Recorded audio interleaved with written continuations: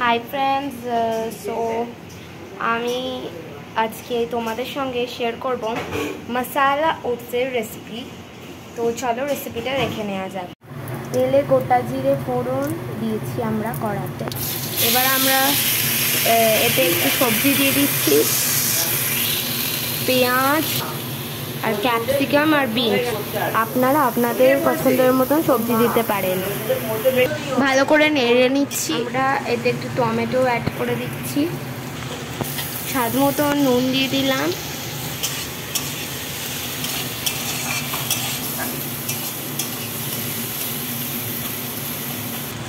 আমরা এতে হলুদ গুঁড়ো, ধনে গুঁড়ো, জিরে গুঁড়ো আর সামান্য একটু ম্যাগি মশলা দিয়ে দিচ্ছি।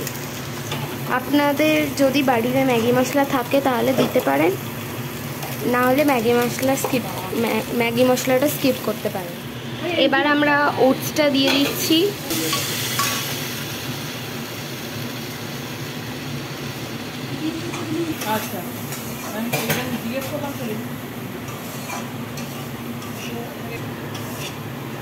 এবার আমরা এতে জল দিয়ে দেবো।